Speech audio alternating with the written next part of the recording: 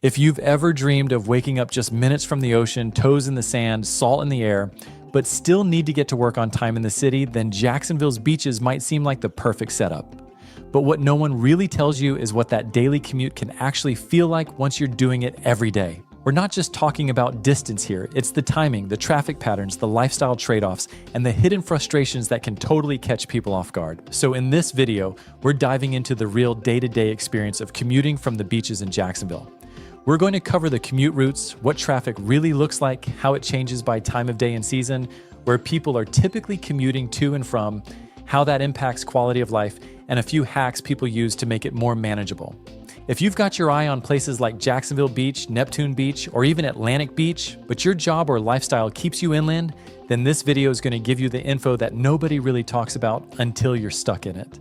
If we haven't met before, I'm Josh Rogers, and I've helped so many families make the move to Jacksonville, and one of the biggest questions I get is how realistic it really is to live at the beach while working somewhere else in the city. So if you're seriously considering making the move and you're not quite sure if the beach lifestyle is going to work with your daily routine, text me. Once I get a feel for your lifestyle and what you're looking for, I can send you some options and help make sure we find what's right for you. Let's jump in. Before we get into traffic patterns or road names, let's just look at the general layout of Jacksonville. The beaches, meaning Jacksonville Beach, Neptune Beach, and Atlantic Beach, sit on the east side of the metro area, and everything else is west of the Intracoastal. Downtown, Southside, Riverside, and even the airport are all inland. So if you live at the beach and work anywhere that isn't remote, you're likely commuting inland. One of the biggest work hubs is Southside and the St. Johnstown Center area, and that's roughly 25 to 30 minutes from the beaches if traffic's flowing. Downtown can be more like 30 to 45 minutes, depending on when you leave.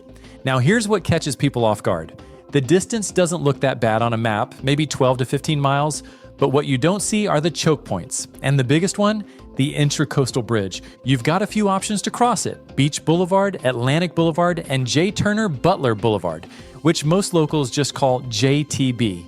These are your lifelines between the beaches and the city, and when traffic backs up, which it often does during rush hour, your 25-minute drive can quickly double. So if you're planning on commuting from the beach, it really helps to know not just where you're going, but how many other people are heading there too.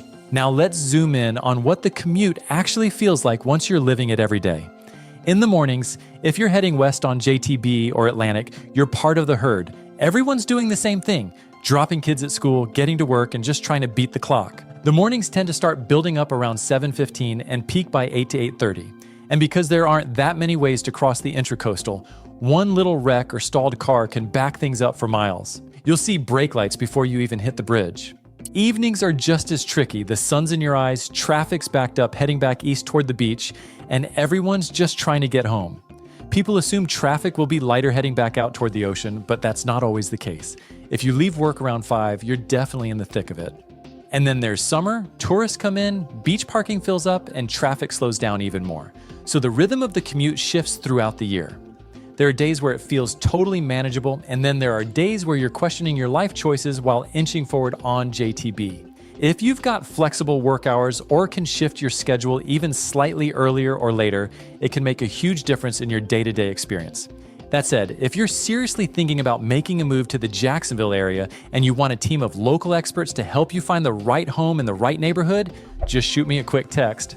We'll get to know what matters most to you, and then we'll help you zero in on the perfect fit. Now let's talk money, because the beach lifestyle doesn't always come cheap. Living near the coast in Jacksonville usually means paying a premium, especially when it comes to price per square foot. You're not just buying a home, you're buying a location. That ocean breeze, the walkability, the slower pace of life, it's all baked into the value. But the price range is wide. You've got condos and smaller beach cottages starting in the 400s. Then it stretches all the way up to multi-million-dollar oceanfront estates. Between $600,000 and $1 million is where you'll see a lot of updated single-family homes a few blocks off the water. Insurance is a big factor to consider too. Flood zones and wind coverage can bump up your monthly payments, and most people don't think about that until they're already under contract. Some buyers are okay with older homes or smaller footprints if it means being able to walk to the beach. Others decide to live just west of the Intracoastal to get more house for their budget and a shorter commute. Bottom line, know your numbers, but also know what lifestyle you want day in and day out. Now let's look at what you really gain from beach living and what you might give up in the process. There's no question that life at the beach has a unique rhythm. It's more laid back, more active, and honestly, more beautiful. Early morning walks, after work sunsets, even impromptu ice cream trips or beach bonfires, they're all part of it. But those perks come with trade-offs. You might be farther from your gym, your kids' soccer fields, or the Target run you didn't know you needed. Some people find themselves driving west almost every day for one reason or another. The public schools at the beach are limited in number, and zoning can impact your options more than you'd expect. And unless you live close to Penman or A1A, you might still be a short drive from actual beach access. You're also more exposed during hurricane season. Evacuations are more common and insurance deductibles can be steeper.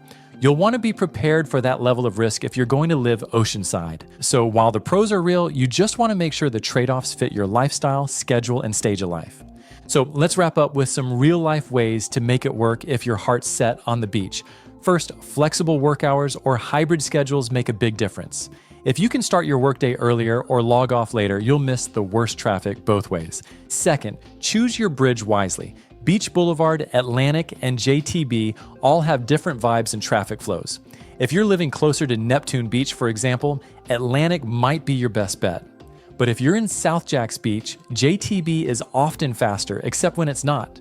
Third, consider living just west of the Intracoastal. Places like Isle of Palms or even areas off Hodges Boulevard give you close access to the beach without all the premium pricing or traffic gridlock. And don't forget about Wonderwood Expressway. It's a bit of a secret weapon for folks heading in and out of the northern beaches or Mayport. Lastly, build your routine around your commute. Some families do early school drop-offs and hit the gym before work. Others take advantage of slow weekend mornings to really enjoy the beach life they paid for. It's all about finding the right rhythm, because beach life is amazing, but only if it doesn't add stress to you every single day. So if you're dreaming about the beach but unsure if it fits with your work life, shoot me a text. I'll help you weigh the trade-offs, explore neighborhoods, and figure out if the beach lifestyle is really the best move for you and your family. Thanks for watching, and I'll see you in my next video.